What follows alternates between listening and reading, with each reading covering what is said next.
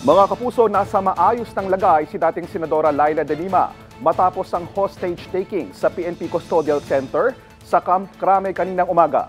Ayon kay PNP Chief Police General Rodolfo Azorin, habang hinahatiran ng pagkain sa maximum security compound, nagtangkang tumakas ang tatlong inmate na sina Arnel Cabintoy, Feliciano Sulayaw Jr. at Idang Susukan.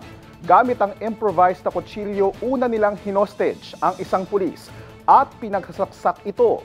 Nagpaputok naman ang isa pang pulis at tinamaan sina Cabintoy at Susukan. Si Sulayaw naman tumakbo sa selda ni De Lima at hinostage siya. Agad namang rumisponde ang Special Action Forces at nakipagnegosasyon kay Sulayaw. Nang makakita ng oportunidad ang mga pulis, na-neutralize rin si Sulayaw. Nasawi ang tatlong inmate na mga miyembro umano ng Abu Sayyaf. Dinala sa ospital si De Lima at nasa maayos ng lagay. Kritikal naman ang kondisyon ng pinagsasaksak na pulis. Kasunod ng insidente, iniutos ni Pangulong Bongbong Marcos sa mga otoridad na magpatupad ng kinakailangang measures para masigurong hindi na magkakaroon ng kahalintulad na insidente.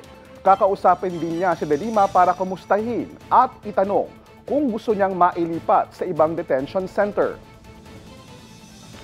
Dalawang low-pressure area ang binabantayan ngayon sa loob at labas ng Philippine Area of Responsibility.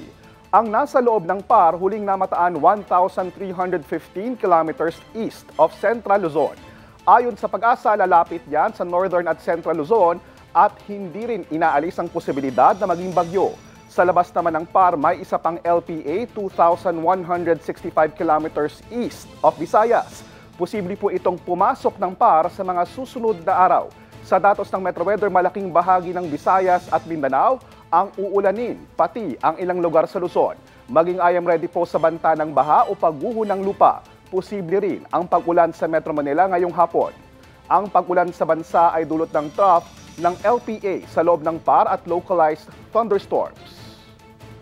Yan ang mainit na balita sa oras na ito. Ako po si JP Soriano, buong puso para sa Pilipino.